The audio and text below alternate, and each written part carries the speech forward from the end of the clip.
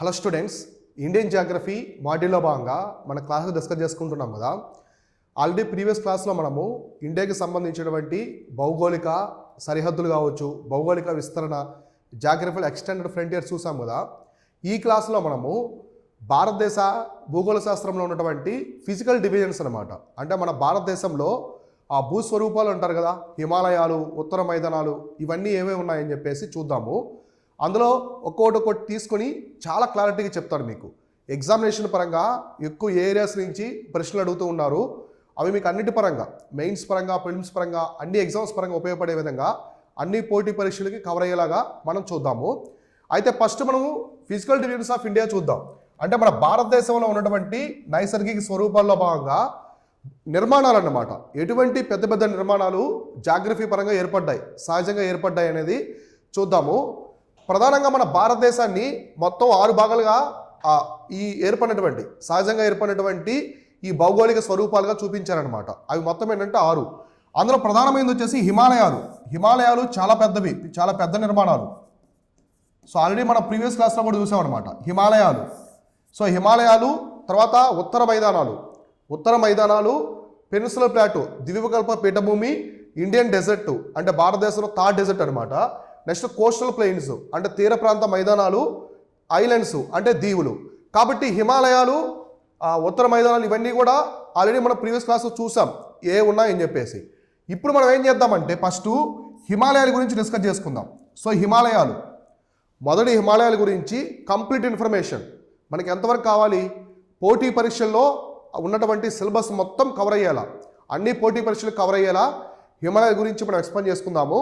తర్వాత హిమాలయాల తర్వాత వచ్చేసి నార్థర్న్ ప్లెయిన్స్ అంటే ఉత్తర మైదానాలు.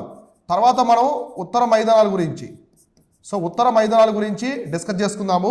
తర్వాత దాని తర్వాత వచ్చేసి ద్వీపకల్ప పీఠభూమి, పెనిన్సులర్ ప్లాటూ అంటే ద్వీపకల్ప. సో ద్వీపకల్పం అంటే ఏంటి? ద్వీపం అంటే 4 వైపుల నీరుంటుంది, మధ్యలో ల్యాండ్ ఉంటుంది. ద్వీపకల్పం అంటే 3 వైపుల నీరుండి ఒకవైపు ల్యాండ్ ఉంటుంది అన్నమాట, భూమి ఉంటుంది. సో అట్లా. నెక్స్ట్ ఇండియన్ డెజర్ట్ అంటే ఎడారి. మన భారతదేశానికి ఒకే ఎడారి ఉంటుంది, థార్ డెజర్ట్. తర్వాత కోస్టల్ ప్లెయిన్స్ తీర ప్రాంత మైదానాలు. సో తీర ప్రాంత మైదానాలు అంటాము. మనకి ఇండియాకి 3 వైపుల సముద్రం ఉంటుంది. ఇక్కడ వెస్టర్న్ వైపు, తూర్పు వైపు ఉన్నటువంటి తీర ప్రాంత మైదానాలు. తర్వాత చివరిలో వచ్చేసి దీవులు. మనకి దీవులు ప్రధానంగా లక్షద్వీపులు, అండమాన్ నికోబార్ ఐలాండ్స్ ఉంటాయి. కాబట్టి వీటన్నిటి గురించి మనం డిస్కస్ చేసుకోవాలి. మొత్తం ఇండియన్ జాగ్రఫీలోనే ఎక్కువ ప్రశ్నలు, పోటీ పరీక్షల్లో ఎక్కువ ప్రశ్నలు ఈ ఏరియాస్ నుంచే వస్తాయన్నమాట. హిమాలయాలు, ఉత్తర మైదానాలు, ద్వీపకల్ప పీఠభూమి కావచ్చు, తీర ప్రాంత మైదానాలు, దీవులు, తర్వాత ఎడారి, వీటికి సంబంధించి ఎక్కువ ప్రశ్నలు అడిగేదానికి అవకాశం ఉంది. కాబట్టి వీటికి సంబంధించి ఒక్కొక్క టాపిక్ తీసుకుని చాప్టర్ వైజ్గా నీట్గా మీకు ఎక్స్ప్లెయిన్ చేస్తాను. మొదటగా ఇక్కడ మనం హిమాలయాల గురించి చూద్దాం. హిమాలయాలు తెలుసు కదా మీకు, ఇక్కడి నుంచి ఇక్కడ బ్రౌన్ కలర్లో ఉండే అన్నీ కూడా హిమాలయాలు అన్నమాట. ఇవన్నీ కూడా హిమాలయాలే. హిమాలయాలు దాని ఎక్స్టెన్స్ వచ్చేసి పూర్వాంచల్ హిల్స్, ఎక్కడో ఇక్కడ మొదలవుతాయి అన్నమాట మనకి. సో పీఓకే ఉంది, అక్కడి నుంచి మొదలయ్యి ఇక్కడ మనకి మిజోరాం వరకు ఉంటాయి, అంటే ఎక్స్టెండ్ అయ్యాయి అనమాట. ఇవి ఎక్స్టెన్షన్ హిల్స్, ఇవన్నీ కూడా ఇవన్నీ ఎక్స్టెన్షన్ హిల్స్ అనమాట, పూర్వాంచల్ హిల్స్. కానీ ఇవన్నీ హిమాలయాస్, ఇక్కడ అన్నీ కూడా హిమాలయాస్ అనమాట. కాబట్టి ఇప్పుడు ఈ హిమాలయాలు అంటే ఏంటి, ఎలా ఏర్పడ్డాయి, సో అవి మన భారతదేశంలో ఎంత మేరకు ఉన్నాయి, ఏ దేశాల్లో ఉన్నాయి, ఎటువంటి శిఖరాలు ఉన్నాయి, అందులో ఎటువంటి నేషనల్ పార్క్స్ ఉన్నాయి, A to Z ప్రతి ఒక్క ఇన్ఫర్మేషన్ కూడా మనమైతే చాలా నీట్గా ఎక్స్ప్లెయిన్ చేసుకుందాం, ఓకేనా. కాబట్టి మొట్టమొదటిగా హిమాలయాల గురించి మనం చూద్దాం. సో ఇప్పుడు మనం డిస్కస్ చేసుకునేది హిమాలయాలు. సో మొత్తం ఇండియన్ జాగ్రఫీలోనే చాలా ఇంపార్టెంట్ చాప్టర్ అనమాట ఇది, హిమాలయాలు. సో హిమాలయాలు అనేవి ఇవి ముడుతు పర్వతాలు అనమాట. సో మనం వరల్డ్ జాగ్రఫీలో చూస్తుంటాం, పర్వతాలు అనేవి చాలా రకాలుగా ఉంటాయి. మనకి మొట్టమొదటి పర్వతాలు వచ్చేసి మామూలుగా ముడుత పర్వతాలు అంటారు, ఫోల్డ్ మౌంటైన్స్ అంటారు. సో ముడుత పర్వతాలు ఇవేంటంటే కొన్ని ఫోర్స్ వల్ల ఏర్పడతాయి అన్నమాట. సో 2 ప్లేట్స్, భూమి ప్లేట్స్ ఉంటాయి పలకల్లాగా, అవి ఢీ కొట్టుకొని ఏర్పడతాయి. సో ఢీ కొట్టుకొని పైకి ఇలా లేస్తాయన్నమాట. ఇప్పుడు మీరు చపాతీ తయారు చేస్తారు కదా, చపాతీ చేసేటప్పుడు రౌండ్గా చేసి దాన్ని గట్టిగా ఒత్తారనుకోండి, అది పైకి వెళ్తుంది. సో ప్రెజర్ చేసినప్పుడు సో అట్లా ఏర్పడ్డాయి అనమాట. వాటిని ఏమంటారంటే ఫోల్డ్ మౌంటైన్స్ అని చెప్పేసి పిలుస్తారు. తర్వాత బ్లాక్ మౌంటైన్స్ అని ఉంటాయి. తర్వాత వోల్కానిక్ మౌంటైన్స్ అంటే అగ్నిపర్వతం, లావా ద్వారా ఏర్పడిన పర్వతాలు ఉంటాయి. రెసిడ్యుయల్ మౌంటైన్స్ అంటారు. మనకి వింధ్య పర్వతాలు, సాత్పురా పర్వతాలు ఉన్నాయి కదా. సో ఇలా అనమాట. ఇలా చాలా రకాలుగా పర్వతాలు అనేవి డిఫరెంట్ టైప్స్ ఉంటాయి. అయితే ఈ హిమాలయ పర్వతాలు అనేవి ఏంటంటే ఇవి వచ్చేసి ఫోల్డ్ మౌంటైన్స్ అనమాట. Fold mountains. So fold mountains అంటే ఏంటి తెలుగులో? ముడత పర్వతాలు. సో ముడత పర్వతాలు ఇవి. ఫోల్డ్ మౌంటైన్స్ అంటే ముడత పర్వతాలు అనమాట. ముడత పర్వతాలు ప్రపంచంలో హిమాలయాలను ఇంకెక్కడ ఏమంటే ఉన్నాయి. హిమాలయాలు కంటే లాంగెస్ట్ చైన్ ఇంకా ఉందన్నమాట మన ప్రపంచంలో. సో ప్రపంచంలో ఉన్నటువంటి ముడత పర్వతాలు చాలా ఎత్తు ఉంటాయి. వోల్కానిక్ మౌంటైన్స్ అన్నిటికంటే కూడా చాలా ఎత్తులో ఇవే ఉంటాయన్నమాట ముడత పర్వతాలు. అందుకే వీటిని మౌంటైన్స్ ఆఫ్ ఎలివేషన్ అంటారు. చాలా ఎత్తులో ఉంటాయి ప్రపంచంలో ఉండే అన్ని ముడత పర్వతాలు. మనకి యాండీస్ పర్వతాలు, దక్షిణ అమెరికాలో ఉన్నటువంటి యాండీస్ పర్వతాలు ప్రపంచంలోనే అతి లాంగెస్ట్ మౌంటైన్ రేంజెస్ అనమాట. అతి పొడవైన పర్వత శ్రేణులు వచ్చేసి యాండీస్ పర్వతాలు దక్షిణ అమెరికాలో ఉంటాయి. తర్వాత రాకీ పర్వతాలు ఉత్తర అమెరికాలో ఉంటాయి, అవి లాంగెస్ట్ అనమాట. తర్వాత హిమాలయాలు లాంగెస్ట్, తర్వాత హిమాలయాలు. ఇట్లా చాలా ముడత పర్వతాలు ఉన్నాయి. ఇంకా మనకి అట్లాయి మౌంటైన్స్ అని ఆఫ్రికాలో ఉంటాయి, ఆల్ప్స్ అని చెప్పేసి యూరోప్లో ఉంటాయి, చాలా రకాల మౌంటైన్స్ ఉంటాయి. సో అలానే ఇవి కూడా ముడత పర్వతాల కేటగిరీలు చూసుకుంటే ఫోల్డ్ మౌంటైన్స్ సంబంధించినవి. ఈ హిమాలయస్ అనే మెజెస్టిక్ మౌంటైన్స్ చాలా పెద్ద రేంజెస్ ఇవి. ఇదేదో ఒక రాష్ట్రానికి సంబంధించి ఒక దేశానికి సంబంధించినవి కాదు. మన ఏషియాలోనే one of the longest mountain ranges అనమాట. ఆసియా ఖండంలో ఎక్కడో మనకి ఆఫ్ఘనిస్తాన్లో హిందూకుష్ పర్వతాల దగ్గర నుంచి మొదలయ్యి మనకి మిజోరాం వరకు, పూర్వాంచల్ హిల్స్ వరకు ఉంటాయన్నమాట. అరుణాచల్ ప్రదేశ్, టిబెట్, చైనా వరకు ఇవి ఉంటాయన్నమాట హిమాలయాస్. కాబట్టి చాలా పెద్ద పర్వత శ్రేణులు హిమాలయాస్ అనేవి. అలానే ఇవి వచ్చేసి ఏంటంటే ఎలా ఏర్పడ్డాయంటే డ్యూ టు కొలిజన్ అనమాట. ఢీ కొట్టుకున్నాయి, ఘర్షణ. సో ఘర్షణ వల్ల ఏర్పడ్డాయి ఇవి. ఘర్షణ వల్ల ఏర్పడ్డటువంటి పర్వతాలే ఈ యొక్క హిమాలయ పర్వతాలు. ఏ ఘర్షణ వల్ల అంటే ఇండియా ప్లేటు, యూరోషియన్ ప్లేటు ఢీ కొట్టుకున్నాయన్నమాట. ఇండియా ప్లేట్, యూరోషియన్ ప్లేట్ అనేవి ఢీ కొట్టుకొని ఈ పర్వతాలు అయితే ఏర్పడ్డాయి. సో ఎలా ఏర్పడ్డాయంటే మామూలుగా మన భూమి ఉంది కదా, ఇలా ఉంది ఇది ఎర్త్. సో ఎర్త్ అనేవి పలకలుగా ఉంటుంది. సో మీరు ఓల్డ్ జాగ్రఫీలో చూసుంటారు, పలకలుగా ఉంటుంది అనమాట. ఇప్పటికి కూడా భూమి అనేది పలకల్లాగా ఉంటుంది. సో కాంటినెంటల్ ప్లేట్ అంటారు, ఓషనిక్ ప్లేట్ అంటారు. అంటే మనకి ఆ భూపలక, సముద్ర పలక అని చెప్పేసి పిలుస్తారనమాట. పలకల్లాగా ఉంటాయి. ఈ పలకలు మూవ్ అవుతూ ఉంటాయి. అంటే ఫాస్ట్గా మూవ్ అవ్వు, మనది బస్సులాగా జీప్ లాగా మూవ్ అవ్వు. మనకి ఎప్పుడు కొన్ని మిలియన్ ఇయర్స్కి కొన్ని సెంటీమీటర్లు మూవ్ అవుతాయి అనమాట. సో అంత స్లోగా మూవ్ అవుతూ ఉంటాయి ప్లేట్స్ అనేవి. అయితే ఇక్కడ ఈ యొక్క Indian plate, so Indian plate, Eurasian plate, ఈ రెండు కూడా ఏంటంటే ఇవి కాంటినెంటల్ ప్లేట్స్ అనమాట. సముద్ర పలకలు కాదు, భూపలకలు. ఈ రెండు పలకలు ఢీ కొట్టుకున్నాయి. ఈ రెండు పలకలు ఢీ కొట్టుకొని హిమాలయస్ అనే ఏర్పడ్డాయి అనమాట. ఇందా మనం చెప్పుకున్నాం కదా, చపాతీ పిండిని రౌండ్గా చేసి అట్టాని గట్టికి ప్రెస్ చేస్తే ఏమవుతుంది, పైకి లేస్తుంది. అట్లా ఈ రెండు ప్లేట్స్ ఢీ కొట్టుకోవడం వల్ల కొంత భూమి అనేది పైకి వచ్చిందనమాట. ఆ పైకి వచ్చినటువంటి ఆ నిర్మాణమే హిమాలయాస్. కాబట్టి ఇలా పలకలు ఉంటాయి. సో ఇలా పలకలు ఉంటాయి అనమాట. ఈ పలకలు మనకి రెండు రకాలు ఉంటాయి. ఒకటి కాంటినెంటల్ ప్లేటు. సో కాంటినెంటల్ మీరు ఓల్డ్ జాగ్రఫీలో చూస్తుంటారు. కాంటినెంటల్ అంటే భూపలక అని. ఇంకోటి వచ్చేసి ఓషనిక్ ప్లేట్ అనమాట, సముద్ర పలక, ఓషియన్ ప్లేటు. అయితే కాంటినెంటల్ ప్లేట్లో అతిపెద్దది వచ్చేసి మనకు వచ్చేసి యురేషియా ప్లేటు. ఇప్పుడు మనకి ఏర్పడింది కదా, ఇండియన్ ప్లేట్ని ఢీ కొట్టింది కదా, యురేషియా ప్లేట్ వచ్చేసి అతిపెద్దది కాంటినెంటల్ ప్లేట్లో. ఓషనిక్ ప్లేట్లో అతిపెద్దది వచ్చేసి Pacific plate. So Pacific plate అనేది ఓషనిక్ ప్లేట్లో అతిపెద్దది అనమాట. అర్థమైందా? ఇలా ప్లేట్స్ ఉంటాయి. ఈ కాంటినెంటల్ ప్లేట్లో ఉన్నటువంటి ఇండియన్ ప్లేటు, కాంటినెంటల్ ప్లేట్లో అతిపెద్ద యూరోషియన్ ప్లేటు, ఈ రెండు ఢీ కొట్టుకోవడం వల్లే హిమాలయస్ అనేవి ఏర్పడ్డాయి. అర్థమైందా? అయితే దీనికి సంబంధించి మనం కొంత చరిత్ర తెలుసుకోవాలి. అంటే హిస్టరీ అనమాట. బాగా ముందుకెళ్ళాలి. జాగ్రఫీలో చాలా కొన్ని మిలియన్ ఇయర్స్ క్రితం ముందుకెళ్తే హిమాలయస్ అనేవి ఏ విధంగా ఏర్పడ్డాయనేది ఇప్పుడు మనం చూద్దాం దానికి సంబంధించి. సో హిమాలయస్ అనేవి ఎలా ఏర్పడ్డాయి అనే దానికంటే కొన్ని ముందు మనం ఫ్యాక్ట్స్ చూద్దాం కొన్ని. ఈ హిమాలయస్ అనేవి మన ప్రపంచంలోనే యంగెస్ట్ ఫోల్డ్ మౌంటైన్స్ అనమాట. అంటే ప్రపంచంలో ఏమైనా మౌంటైన్స్ రీసెంట్గా ఏర్పడ్డాయా ఫోల్డ్ మౌంటైన్స్ అంటే ఇవే అనమాట, హిమాలయాలే. రీసెంట్గా ఏర్పడినటువంటి ఫోల్డ్ మౌంటైన్స్ ప్రపంచంలో ఏమైనా ఉన్నాయంటే అవి హిమాలయాస్. అలానే యాక్టివ్ మౌంటైన్స్ కూడా, ఇప్పటికి కూడా ఇవి ఎత్తు పెరుగుతూనే ఉంటాయి. హిమాలయాల యొక్క ఎత్తు అనేది పెరుగుతూనే ఉంటుంది. ఎందుకంటే టెక్టోనికల్లీ యాక్టివ్ అనమాట. ఆ ప్లేట్స్ అనేవి ఇంకా మూవ్ అవుతూ అవి పెరుగుతూ ఉంటాయి, హైట్ పెరుగుతూ ఉంటాయి హిమాలయాలు. మనకు మామూలుగా మౌంట్ ఎవరెస్ట్ ఉంది కదా, నేపాల్లో ఉంటుంది, హిమాలయాల్లోనే ఎత్తైన శిఖరం. ఇంతకుముందు మౌంట్ ఎవరెస్ట్కి ఎత్తు వచ్చేసి 8,848 మీటర్ల వరకు ఉన్నదన్నమాట. అయితే రీసెంట్గా దీనికి సంబంధించిన కొంత చూసుకుంటే 65 సెంటీమీటర్స్ పెరిగిందని చెప్పారనమాట చైనా వాళ్ళు. 0.65 సెంటీమీటర్స్ అంటే అది పెరుగుతుంది. అర్థమైందా? అంటే యాక్టివ్గా ఉంటాయి. హిమాలయాస్ అని ఇప్పటికి కూడా ఎత్తు పెరుగుతూ ఉంటాయి అన్నమాట. చాలా స్లోగా పెరుగుతాయి. కొన్ని మిలియనీర్స్కి కొంత పర్సెంటేజ్ పెరుగుతుందన్నమాట. కాబట్టి ఇవి మన ప్రపంచంలోనే యంగెస్ట్ ఫోల్డ్ మౌంటైన్స్, అలానే మనకి యాక్టివ్ మౌంటైన్స్ కూడా అనమాట, టెక్టోనికల్లీ యాక్టివ్ మౌంటైన్స్ కూడా. అయితే ఇప్పుడు మనం ఏం చేద్దామంటే అసలు హిమాలయాలు ఎలా ఏర్పడ్డాయి, ఆ ప్రాసెస్ ఎలా జరిగింది, ఇండియన్ ప్లేటు యురేషియా ప్లేటు పలకలు ఎలా ఢీకొట్టుకున్నాయి, అసలు ఢీకొట్టుకోవాల్సిన అవసరం ఏంటి, అవి రెండు ఎందుకు ఢీకొట్టుకున్నాయి, ఏదో నార్త్ అమెరికా ప్లేట్ వచ్చి ఢీకొట్టొచ్చు కదా, ఇంకొక నాజ్గా ప్లేట్ వచ్చి ఢీకొట్టొచ్చు కదా, ఆస్ట్రేలియా ప్లేట్ ఢీకొట్టొచ్చు కదా, ఇంకొక ఆఫ్రికన్ ప్లేట్ ఢీకొట్టొచ్చు కదా, ఈ యురేషియా ఇండియా ప్లేట్ ఎందుకు ఢీకొట్టుకున్నాయి, అవి ఢీకొట్టుకోవాల్సిన అవసరం ఏంటి, ఆ పలకలు ఎందుకు మూవ్ అయ్యాయి అనేది ఇప్పుడు మనం చూద్దాం. నీట్గా చెప్తాను, ప్రతి అంశం క్లారిటీగా చెప్తాను, చూడండి. చాలా ఇంపార్టెంట్ ఇది, ఎగ్జామినేషన్ పరంగా, మెయిన్స్ కావచ్చు, ప్రిలిమ్స్ పరంగా అడుగుతూ ఉంటారు. సో ఇప్పుడు మనం చూద్దాం అసలు హిమాలయాస్ అనేవి ఎలా ఏర్పడ్డాయి. ఈ హిమాలయాస్ అనేవి ఎలా ఏర్పడ్డాయనే దానికంటే ముందు మీకు చిన్న స్టోరీ తెలియాలి. అది తెలిస్తేనే మీకు అర్థమవుతుంది. సో మనకి ఇక్కడ రాస్తాను చూడండి, 250 మిలియన్ ఇయర్స్ ఎగో మొత్తం మనకి ప్యాంజియా అని చెప్పేసి ఇది ఒక కాంటినెంట్ అనమాట, పెద్ద సూపర్ కాంటినెంట్ అంటే అతిపెద్ద ఖండం. భూమి అంతా ఒకే ల్యాండ్ అనమాట. అప్పుడు ఒకే ఖండం ఉన్నది భూమి. మన భూమి మీద మొత్తం నీరు, భూమి, ఇక్కడ ఒకే ఒక కాంటినెంట్, అది ప్యాంజియా.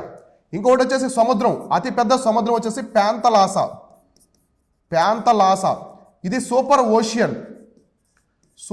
ఓషియన్ అనమాట. ఇది వచ్చేసి కాంటినెంట్, ఇది ఖండం, ప్యాంజియా ఖండము. ఇది వచ్చేసి మహాసముద్రం, ఇది మహాసముద్రం. ఇలా ఉన్నాయన్నమాట. ఎప్పుడు 250 మిలియన్ ఇయర్స్ ఎగో ఇలా ఉన్నదన్నమాట. మళ్ళీ ఏమైంది 150 మిలియన్ ఇయర్స్ ఎగో, అంటే 100 మిలియన్ ఇయర్స్ తర్వాత 150 మిలియన్ ఇయర్స్ ఎగో ఈ ప్యాంజియా ఏమైందంటే డివైడ్ అయిపోయింది అనమాట. సో డివైడ్ అయిపోయింది, విడిపోయింది, ముక్కలుగా విడిపోయింది అనమాట. విడిపోయి ఈసారి 2 భాగాలుగా విడిపోయింది. ఒకటి వచ్చేసి ఏంటంట, ఒకటి లొరేషియా అంటారు, లొరేషియా మీకు ఓల్డ్ జాగ్రఫీలో ఉంటాయి, లేదా అంగారా ల్యాండ్ అంటారు. సో అంగారా ల్యాండ్ అంటారు.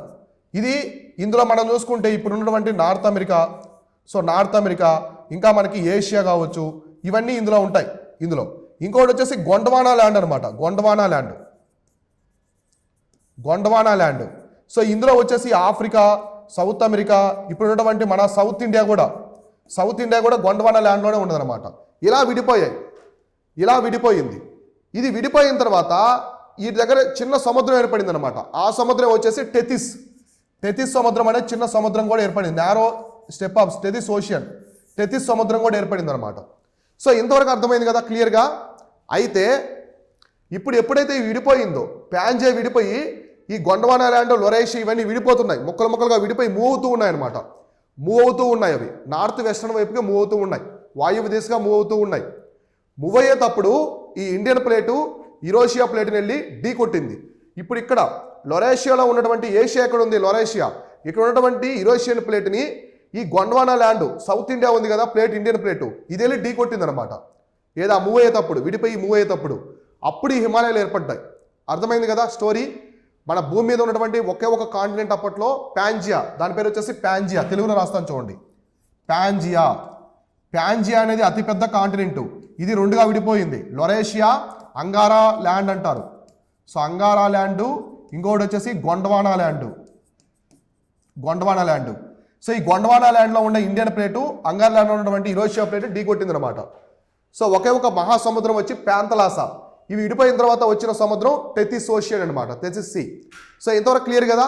ఇవన్నీ ఎలా ఏర్పడ్డాయని ఇప్పుడు చూద్దాం. ఇప్పుడు మనం హిమాలయాలు ఏ విధంగా ఏర్పడ్డాయి చూద్దాం. ఇక్కడ చూడండి, ఇక్కడ మీకు కనిపిస్తుంది కదా, ఇక్కడ ఈ స్టెప్. సో ఇదనమాట. సో క్లియర్గా చూడండి, ఇక్కడ కనిపిస్తుందా ఇండియా ల్యాండ్ మాసు, ఇది ఇండియా అనమాట. హిమాలయాలు ఏమి లేవు మనకు. ఇప్పుడు ఉన్నటువంటి ఉత్తరప్రదేశ్, నేపాల్ ఇవన్నీ ఏమి లేవు, హిమాలయాలు ఏమి లేవు. మొత్తం సౌత్ ఇండియా పార్ట్ ఉంది ఎక్కువ. ఇది ఒకప్పుడు ఎక్కడ ఉండదు తెలుసా, అంటార్కిటికా దగ్గర ఉన్నది. మన తమిళనాడు, ఆంధ్ర ఈ ప్రాంతాలన్నీ కూడా ఒకప్పుడు అప్పట్లో 250 మిలియన్స్ ఏగో, మనకి 150 మిలియన్స్ ఏగో మనం అంటార్కిటికా దగ్గర ఉన్నాం. మన తమిళనాడు, ఆంధ్ర ప్రాంతాలు నియర్ టు ది అంటార్కిటికా. అంటే మనం అంటార్కిటికా మనము బోర్డర్ షేర్ చేసుకుంటూ ఉన్నాం అనమాట. ఇప్పుడు ఆంధ్ర తమిళనాడు బోర్డర్ ఎలానో మన సౌత్ ఇండియా మొత్తం కూడా అంటార్కిటికా దగ్గర ఉన్నది. సో అక్కడి నుంచి మూవ్ అయిందనమాట. అంటార్కిటికా దగ్గర నుంచి సౌత్ ఇండియా పార్ట్ మూవ్ అవుతూ వచ్చింది. సో మూవ్ అవుతూ వచ్చిందనమాట. సో మూవ్ అవుతూ రావడం అయితే జరిగిందనమాట. ఎందుకంటే అప్పట్లో చంద్రుడు యొక్క గురుత్వాకర్షణ శక్తి అనేది ఇప్పుడున్న దానికంటే కూడా 10,000 రెట్లు ఎక్కువ ఉండేది. సో దానివల్లే మనకి మూమెంట్స్ అనేవి మొదలయ్యాయి భూమి మీద. అంటే చంద్రుడి యొక్క గురుత్వాకర్షణ శక్తి కూడా ఎక్కువగా ఉండేది, అప్పుడు 10,000 టైమ్స్ ఎక్కువ ఉండేది అనమాట. అందువల్లే ఇవన్నీ కూడా మూవ్ అవడం అయితే జరిగింది. సో ఇక్కడ చూసారు కదా, ఇక్కడ మూవ్ అవుతుంది కదా ఇండియా. ఎప్పుడు ఇక్కడ చూడండి, ఇక్కడ శ్రీలంక చూడండి చిన్నది. ఇక్కడ ఎప్పుడంటే 71 మిలియన్ ఇయర్స్ ఎగో మనకి ఎప్పుడు విడిపోయింది, ప్యాంజే ఎప్పుడు విడిపోయింది, 150 million years ago. So 150 million years ago Pangaea విడిపోయింది. తర్వాత మళ్ళీ 71 మిలియన్ ఇయర్స్ ఎగో, అంటే దానికి మళ్ళీ ఒక 77 మిలియన్ ఇయర్స్ ఎగో, ఈ 71 మిలియన్ ఇయర్స్ ఎగో ఇండియా పార్ట్ మూవ్ అయిందనమాట. సో ఎలా మూవ్ అవుతుంది, నార్త్ వైపు మూవ్ అవుతుంది, అవునా కాదా, నార్త్ వైపుకి. ఇక్కడ చూడండి కొంచెం మూవ్ అయిందా, మళ్ళీ 55 మిలియన్ ఇయర్స్ ఎగో మళ్ళీ నార్త్ వైపు మూవ్ అయింది, మళ్ళీ 38 మిలియన్ ఇయర్స్ ఎగో నార్త్ వైపు మూవ్ అయింది, 10 మిలియన్ ఇయర్స్ ఎగో ఇక్కడ వెళ్ళి యురేషియా ప్లేట్ని ఢీకొట్టింది. దేని ఢీకొట్టింది, యురేషియా ప్లేట్ని ఢీకొట్టింది. సో అర్థమైందా, అంటే ఎక్కడో అంటార్కిటికా దగ్గర ఉన్నటువంటి ఈ ఇండియా ప్లేటు ఈ యొక్క ఎక్కడ ఉంది, ఇది వచ్చేసి మనకి అంగారా ల్యాండ్ అనమాట, లొరేషియా దగ్గర ఉన్నటువంటి ఈ ప్రాంతం. సో ఏషియాలో ఉన్నటువంటి యురేషియా ప్లేట్ని చిన్నగా వెళ్ళి ఇక్కడ ఇది మూవ్ అవుతుంది India plate. Eurasia plate move అవ్వలేదు, ఇండియా ప్లేట్ మూవ్ అవుతుంది. చిన్నగా కొన్ని మిలియన్ ఇయర్స్ పట్టింది అనమాట, ఎప్పుడో మిలియన్ ఇయర్స్ పట్టింది. సో చిన్నగా మూవ్ అవుతూ ఒక్కసారి ఢీ కొట్టింది అనమాట. చిన్న మూమెంట్స్ చిన్నగా ఢీ కొట్టింది. ఢీ కొట్టడంతో ఏమైందంటే రెండు వచ్చి ఎప్పుడైతే ఢీ కొట్టుకున్నాయో ఒక్కసారి ఇలా భూమి పైకి లేసింది అనమాట. ఇలా వచ్చి రెండు ఢీ కొట్టుకుని ఇలా పైకి లేసింది. ఆ లేచినటువంటి పైకి లేచినటువంటి భాగమే ఇప్పుడున్నటువంటి హిమాలయాలు. ప్రపంచంలో అత్యంత ఎత్తైనటువంటి పర్వతాలు హిమాలయాలు. అంటే ఎంత పెద్ద పర్వతాలు భూమి మీద పైకి లేచాయంటే ఎంత ఫోర్స్గా ఢీకొట్టుకుని ఉంటాయి అవి. ఒక పెద్ద కాంటినెంట్స్ ఢీకొట్టుకున్నాయంటే ఎంత ఫోర్స్ ఉంటుంది, అవునా కాదా. మనకి రెండు లారీలో బస్సులో ఢీకొట్టుకుంటే అంత ఫోర్స్ ఉంటుంది, మరి అంత పెద్ద కాంటినెంట్స్ ఢీకొట్టుకుంటే ఎంత ఫోర్స్ ఉంటుంది. సో అలా అనమాట, ఈ విధంగా ఢీకొట్టుకున్నాయి. వెళ్ళి ఎప్పుడైతే ఇండియా ఢీకొట్టింది యురేషియన్ ప్లేట్ని, హిమాలయాలు అనేవి ఇక్కడంతా కూడా హిమాలయాలనే ఫామ్ అయిపోయాయి. సో ఇక్కడంతా కూడా హిమాలయాలనే ఫామ్ అయ్యాయి అనమాట. సో ఇక్కడ చూడండి, ఇమేజ్లో చూడండి, ఇప్పుడు మీకు అర్థమవుతుంది. ఇది ఇండియా ప్లేట్ ఉంది కదా, ఇది యురేషియా ప్లేటు. మనకి ప్లేట్స్ అనేవి ఈ పలకల మూమెంట్స్ 3 రకాలు ఉంటాయన్నమాట. ఒకటి కన్వర్జ్ అంటే ఏంటి, రెండు కలవడం. ఒక ప్లేట్ వచ్చేసి కన్వర్జ్ అవ్వడం. ఇక్కడ కన్వర్జే జరిగింది, వెళ్ళి ఢీ కొట్టుకున్నాయి, అవునా కాదా. డైవర్షన్ అంటే రెండు ప్లేట్లు విడిపోవడం, ఇది వెళ్ళిపోతుంది, ఇది వెళ్ళిపోతుంది. ఇంకొకటి వచ్చేసి ట్రాన్స్ బౌండరీ మూమెంట్స్, ఒక ప్లేట్ మీద ఒక ప్లేట్ ఇలా జరుగుతాయి అనమాట, పక్కకు జరుగుతూ ఇలా గిల్స్ అవుతాయి అనమాట. ఇప్పుడు ఇక్కడ ఏమైంది, కన్వర్జెంట్. ఇది ఇండియా ప్లేటు డైవర్జెంట్ అయ్యి యురేషియా ప్లేట్తో కన్వర్జెంట్ అయింది. అంటే ఇండియా ప్లేట్ ఎక్కడో విడిపోయి యురేషియా ప్లేట్ వచ్చి కలిసిందనమాట, అవునా కాదా. ఎప్పుడైతే ఇండియా ప్లేట్ యురేషియా ప్లేట్ ఢీ కొట్టుకున్నాయో ఇండియా ప్లేట్ ఇలా కిందకి వెళ్ళిపోయింది, యురేషియా ప్లేట్ ఇలా పైకి వచ్చేసింది, అవునా కాదా. సో యురేషియా ప్లేట్ చాలా పెద్దది, కాంటినెంటల్ ప్లేట్ చాలా పెద్దది, ఇండియా ప్లేట్ చిన్నది. ఇలా ఇండియా ప్లేట్ వచ్చి ఢీ కొట్టి ఇలా కిందకి వెళ్ళిపోయింది, ఇలా వచ్చినాయి. రెండు ఢీ కొట్టుకోవడం వల్ల మౌంటైన్స్ అనేవి ఫామ్ అయిపోయాయి అనమాట. పెద్ద మౌంటైన్స్ కొన్ని వేల కిలోమీటర్ల వరకు ఫామ్ అయిపోయాయి అనమాట, అర్థమైందా. కాబట్టి ఇండియన్ ప్లేటు యురేషియా ప్లేటు ఢీ కొట్టుకున్నాయి. ఇక్కడ ఫామ్ అయినటువంటి పర్వతాలే ఈ హిమాలయాస్ అనమాట. ఇవన్నీ కూడా హిమాలయాలు. సో హిమాలయాలు, కాబట్టి హిమాలయాలు ఎప్పుడు ఏర్పడ్డాయంటే మనకు ఆల్మోస్ట్ ఇక్కడ చూడండి 10 మిలియన్ ఇయర్స్ ఎగో. అంటే ఏంటి అర్థము, రీసెంట్గా ఏర్పడ్డాయి.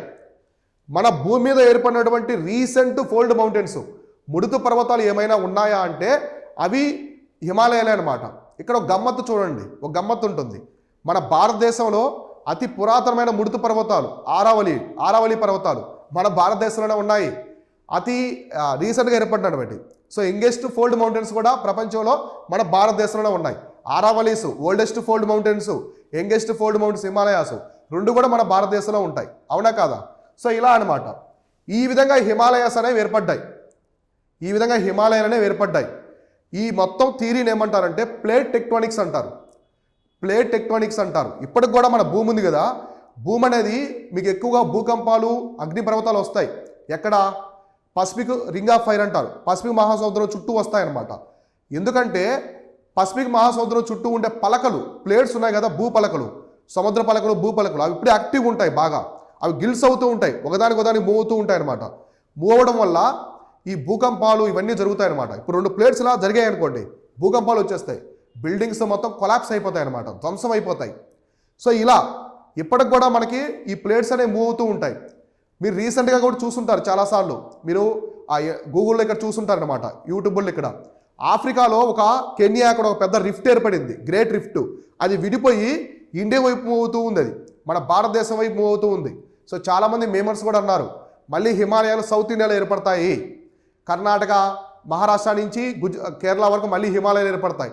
అంటే ఆఫ్రికా నుంచి విడిపోయిన భాగం సౌత్ ఇండియాని ఢీ కొడుతుందని చెప్పేసి అంచనా అనమాట. మళ్ళీ ఆఫ్రికా దగ్గర కొత్త మహాసముద్రం వస్తుందని చెప్పి చెప్తున్నారు.